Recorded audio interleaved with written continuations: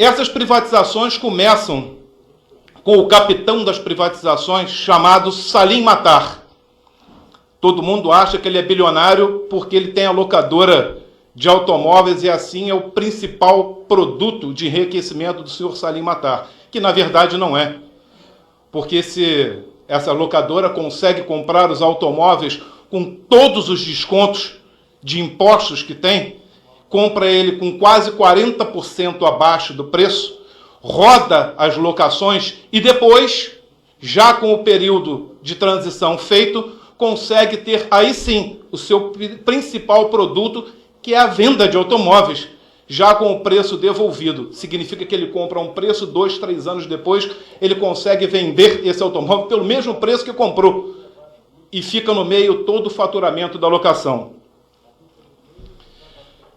Bom, quando a gente vai falar sobre Serpro e Dataprev, é bom deixar claro que estamos falando de duas empresas lucrativas, duas empresas que não sobrevivem com o recurso do governo federal, e sim com o recurso próprio. Duas empresas premiadas, e elas não estão premiadas entre as empresas estatais do governo. Elas são premiadas, sim, em primeiro lugar, disputando com as empresas de tecnologia da informação do Brasil e as multinacionais que hoje se habilitam a comprá-las. Quando a gente fala em privatização de Serpro e Dataprev, nós estamos colocando em risco a soberania nacional, a capacidade operacional do Brasil da forma mais básica possível. Quando a gente fala em capacidade operacional, é dizer que o Brasil corre o risco da capacidade operacional de pagar 35 milhões de benefício todo mês, que ficaria na mão da iniciativa privada.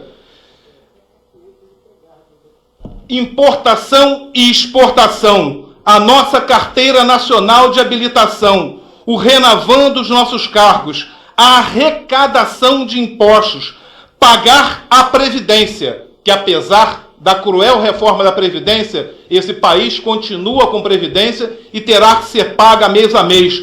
O passaporte do cidadão. Então, com isso, estamos dizendo que o país corre o risco da sua capacidade operacional, a possibilidade de parar o governo federal na mão da iniciativa privada.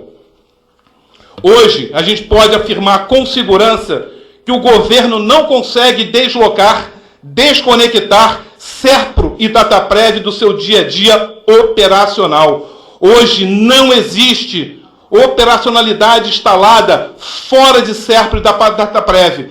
Capacidade de tecnologia e a capacidade de conhecimento do negócio. E quando vamos dizer que vamos vender Serpro e Dataprev, volto ao início da minha fala. Vamos vender o quê? O direito de não licitar? Porque hoje, há 50 anos, Serpro e Dataprev têm apenas o direito de ser contratado por dispensa de licitação. Qual é a ideia? Uma empresa privada vai comprar o Serpro e vai ficar dispensada de licitação? E isso fere os princípios mais básicos da legislação e na disputa, na capacidade de contratar serviços pelo governo federal. Me parece o maior dos absurdos. Isso rompe a regra básica de concorrência do mercado de tecnologia da informação no país. Isso representa risco grave na soberania, isso representa risco grave na gestão e controle. E isso representa uma infinidade de dados sensíveis e sigilosos do governo federal e do cidadão brasileiro. E aí vamos falar sobre os dados. Só na Dataprev, o companheiro Jesus aqui já nos deu uma aula, nós estamos falando em mais de 90 milhões de dados de pessoas. 90 milhões de dados. A história da vida laboral de todos os trabalhadores, todos, e dos seus antepassados, porque as pensões são formadas pela vida laboral dos nossos pais. Essa verdadeira teia nacional de dados são o motivo para o qual o Serpro e a Dataprev foram criados e, mais do que isso, preparados para guardar, gerir e administrar. Todos nós sabemos que o petróleo do século XXI é a nova riqueza e são os dados. Não podemos colocar em risco os dados do povo brasileiro. Esses dados, na mão da iniciativa privada, podem ser usados como interesses econômicos contra o povo brasileiro e contra a nossa privacidade. Quando vemos no mundo o que aconteceu nos Estados Unidos, no escândalo da empresa Cambridge Analytica, foi exatamente isso. Pegaram os dados dos americanos e usaram politicamente. Usaram também economicamente. Dados públicos ameaçaram a Inglaterra em relação à Europa. Processo de manipulação de dados ameaçaram as nossas eleições e a nossa democracia. Tudo isso ser colocado em risco, sem ao menos um debate legislativo, só aumenta o nosso risco. Hoje nós não temos uma legislação que permita exploração pela iniciativa privada. A nossa lei de proteção de dados só entra em vigor na sua totalidade em agosto de 2020. E aí, deputados, companheiros que nos ouvem pelos vários meios de comunicação da Alepa e os companheiros trabalhadores que nos acompanham aqui. Eu queria sair um pouco da teoria e passar por uma experiência que eu vivi e não trago boas lembranças. Não é a primeira vez que o Brasil vende uma empresa de tecnologia da informação. Em 1999, a Datamec foi privatizada. A Datamec era uma empresa controlada pela Caixa Econômica Federal. As consequências afetam até hoje a Caixa Econômica Federal, mas não afeta mais o extinto Ministério do Trabalho, não afeta mais o CAGED, não afeta mais o seguro-desemprego, porque em 2004, companheiros, apenas 5 anos após a privatização da Datamec, o Ministério Público, através da procuradora Raquel Branquinho, declarou o seguinte: havia fundado receio de grave lesão ao patrimônio público, à ordem social e econômica decorrente da eminência de interrupção de prestação de serviço público essencial, porque a nova Datamec, agora privatizada, comprada por uma multinacional americana, ameaçava o Ministério do Trabalho e do Emprego com preços crescentes e impagáveis.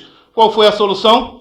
A solução foi convocar a Dataprev para assumir o contrato. E isso só foi possível porque a direção da Dataprev, à época, era presidida pelo presidente Rodrigo Assunção, que, inclusive, nós gostaríamos que ele estivesse aqui hoje, e só não foi possível porque está a trabalho fora do Brasil. Convocou os trabalhadores da Dataprev, instalou um polo na Paraíba, e esses trabalhadores, com toda a garra, disposição e compromisso, conseguiram trazer de volta para o campo estatal os dados que estavam em posse dessa multinacional americana.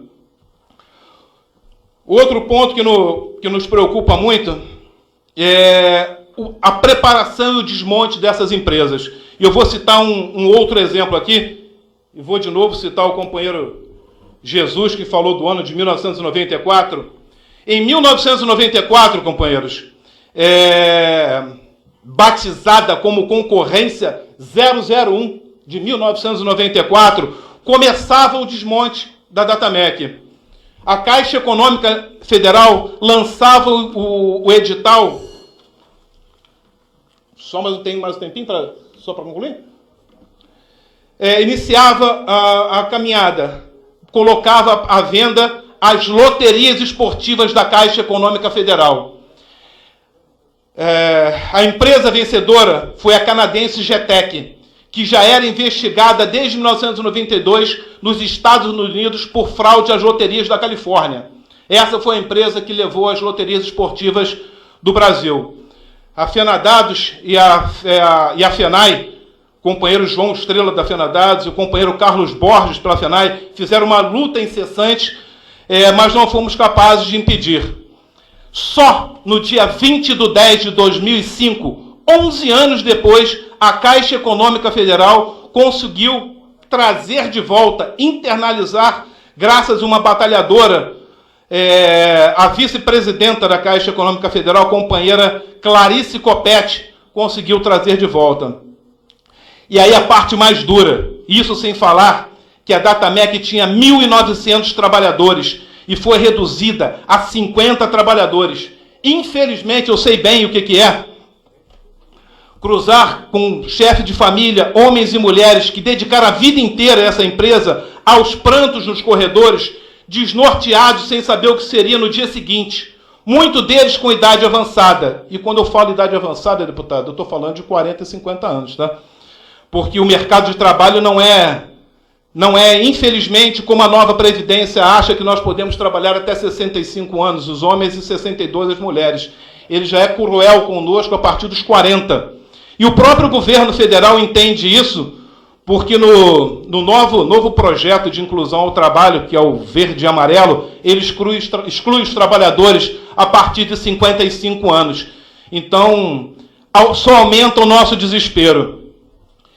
E aonde eu venho pedir a maior força e a maior ajuda a essa casa é que o outro ponto que aconteceu com a Datamec é que antes da privatização, todas as nossas regionais que não estavam no grande centro foram fechadas e os trabalhadores demitidos. Isso já acontece nos debates internos, principalmente dentro do SERPRO e da Dataprev. Então, precisamos muito do apoio dessa casa, que entre na luta contra as demissões e o fechamento da regional do SERPRO Pará, da Dataprev da Pará, e não coloquem vários trabalhadores direta e indiretamente demitidos com pouca condições, que até o novo projeto agora cobra encargos até de trabalhador demitido. Então, nós não vemos nenhum projeto que nos ajude. Agradeço muito a essa casa a oportunidade, porque eu estou voltando a repetir.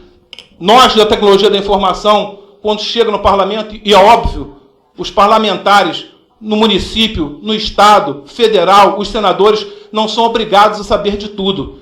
E, na verdade, a maior parte não sabe exatamente do que a gente está falando quando diz que vai vender 2 empresas.